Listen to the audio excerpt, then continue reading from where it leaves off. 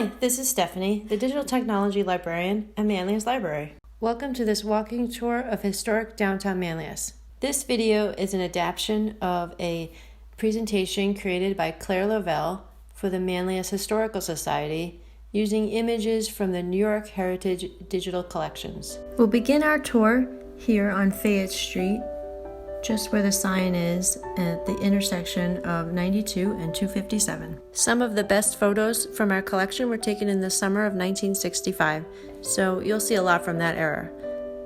This is one of those from 1965.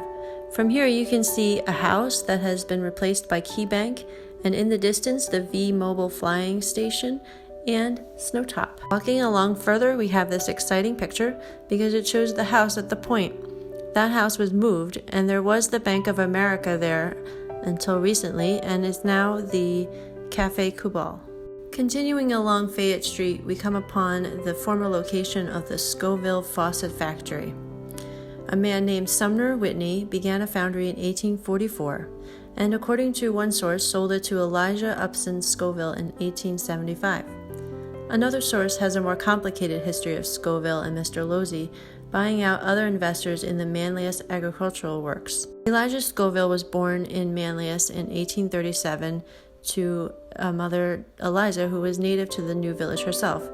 He patented a faucet in the 1880s that was manufactured here at this factory on what was then Canal Street.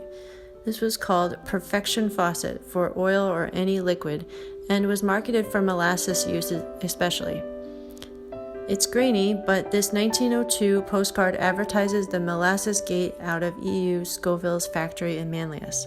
Scoville did quite well for himself with his faucet invention and manufacturing, and I found in an article in 1895's Stoves and Hardware Reporter that he'd built himself a very elegant house behind his factory with a bathroom on every floor and every convenience that modern invention can suggest. By 1910, the year Elijah Scoville died, Scoville's factory employed 17 people in Manlius as compared to over 300 people employed by Cheney's. The Scoville factory was eventually bought by the Stone Machinery Company, which produced saws. Let's now go across the street towards the Express Mart and the current location of the Manlius Library.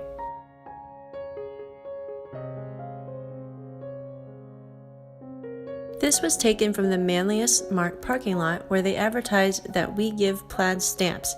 Remember plaid stamps? These trading stamps were available in the 60s, 70s, and 80s and usually equated something like a stamp per 10 cents spent. Just past the Manlius Mart is Snowtop. Here's an image of the brand new Snowtop. This was taken around 1958, right when Snowtop was founded, and you can see the elementary school behind it. That part you see is now the children's area of the library.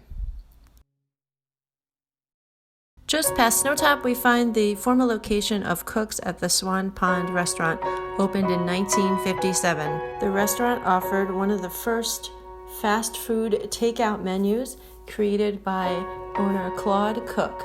Here we are at the Swan Pond. It was given to the village in 1952 by Stephen Cheney Jr. and John Cheney.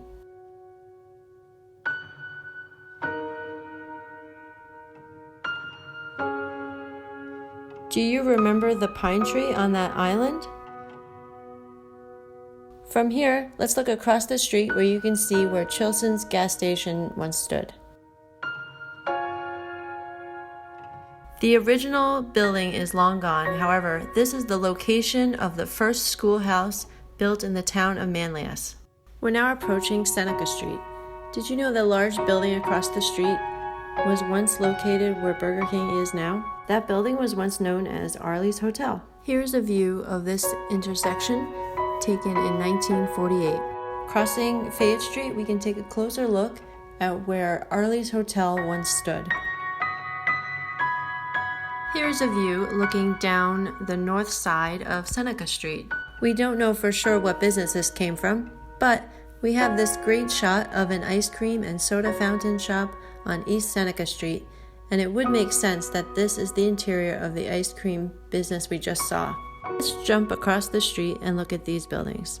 This is the current site of where Burger's Bagels was and the plaza with a law office and spa.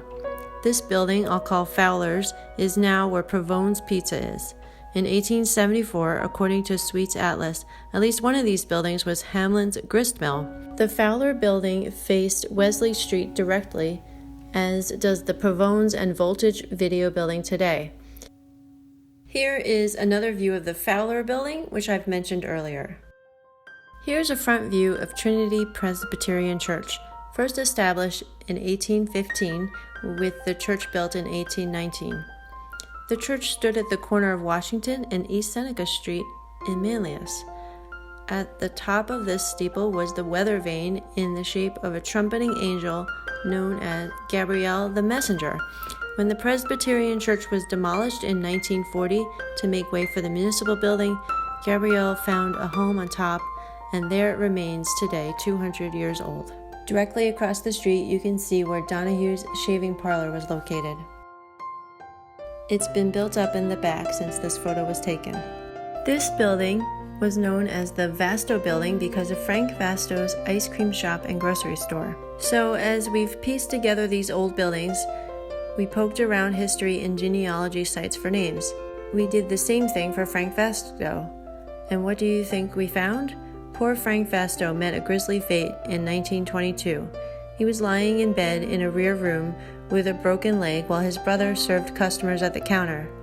Mrs. Rosa Viandante and her little son, Tony, ran into the shop yelling, "He killed me, he killed me." She ran into the back where Frank Vasto was in bed as her husband, the cobbler Anthony Viandante, ran into the shop, grabbed a butcher's knife, and stabbed both his wife and Frank Ding Sing in 1924. This article describes his attempted hunger strike and how he felt indignant because back in Italy in the old country, what he did was totally fine and he'd been let free. He claimed he found Frank Vasto and his wife having wrong relations, and that's why he was justified in murdering them both. Earlier reports were very explicit that there was no known love triangle and that Vasto was an apparent innocent bystander. Mrs. Viandante had hired a lawyer to get a separation from her husband, and Anthony Viandante's first statements were that he didn't intend to kill Frank Vasto, who, despite his broken leg, had tried to step in between the butcher knife and Mrs. Viandante. Looking back down Seneca Street, we can see Smith Hall on North Street in the front. The Smith Hall was at one point home to the Masonic Lodge, and here we have a neat picture of the interior. Thanks for joining me on this walking tour of Historic Manlius. To view more images, visit NewYorkHeritage.org.